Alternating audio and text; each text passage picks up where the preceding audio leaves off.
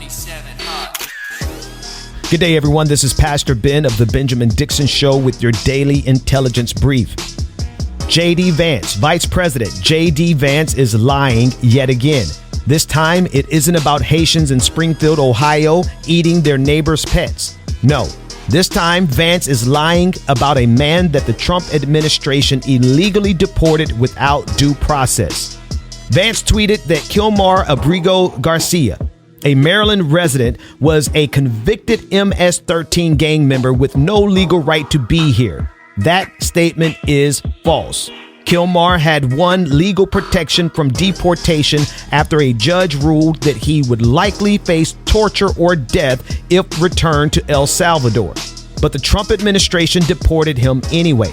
Today, he sits in a mega prison run by Salvadorian President Nayib Bukele, a facility that has swallowed tens of thousands, many without trial or charge.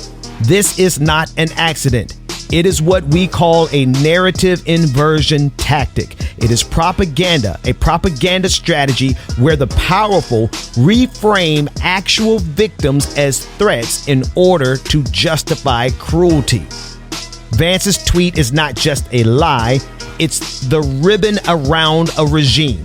It ties together the criminalization of the immigrant, the war on protest, the abandonment of due process, the violation of federal court orders, and the spiritual hijacking of Christianity itself. Kilmar's case isn't isolated. It is a test balloon, a trial balloon. The Trump administration is trying to see what all they can get away with. In recent weeks, there have been multiple people who have disappeared into ICE custody, including Rumeza Ozturk, a Tufts University doctoral student and Fulbright scholar, and Mahmoud Khalil, a Columbia University graduate and Palestinian green card holder. Neither had committed a crime. Their offense? Speaking out for Palestinian life. Ozturk co-authored a student op-ed. Khalil marched in protest. Both were snatched by plainclothes agents without identification, transferred to ICE detention centers across state lines in violation of federal court orders. Their cases reveal a new strategy that we must name plainly.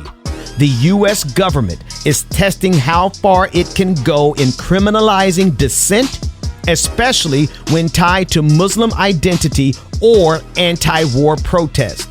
What began with Kilmar is now metastasizing into a campaign to equate activism with terrorism, immigration with criminality, and silence with safety.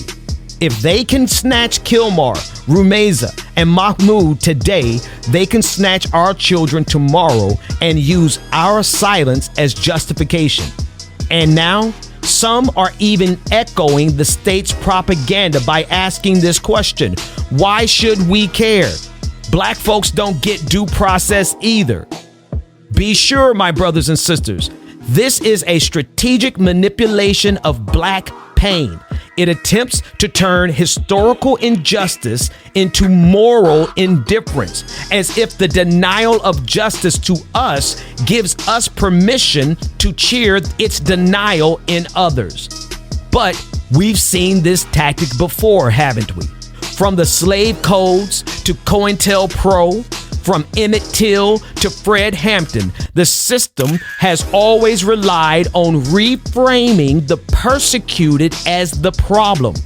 What's happening to Kilmar, to Rumeza, to Mahmoud today is the spiritual descendant of the same logic that once hunted runaways, jailed prophets, and bombed black churches.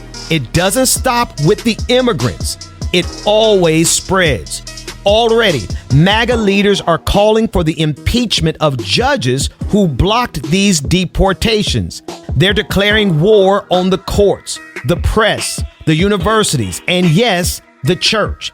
And while Donald Trump began this strategy, J.D. Vance is perfecting it. His lies are more polished, more surgical, and that makes him even more dangerous. The longer we wait to speak out, the more laws they'll dismantle to make speaking out illegal. Let me say that again. The longer we wait to speak out, the more laws they will dismantle to make speaking out illegal. So this is the call. Do not be silent while there is still time to speak. The first and greatest act of resistance against fascism is to refuse their lies, to speak up for the Kilmars, for the Rumezas, and for the Mahmouds. Here's what we must do.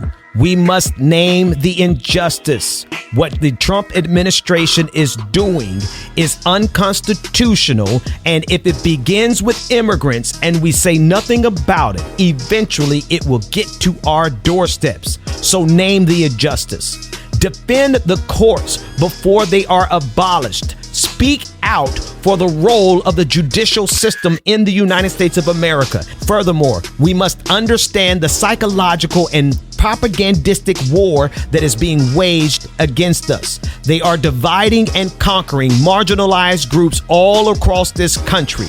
And if we cannot stand with the immigrants today, we will find that there's no one left to stand for us tomorrow.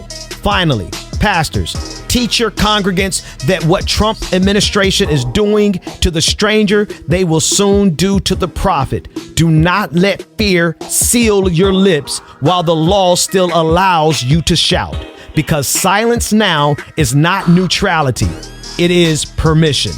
Here is your prophetic PowerPoint of the day. You cannot worship a refugee on Sunday and turn around and cheer mass deportations on Monday.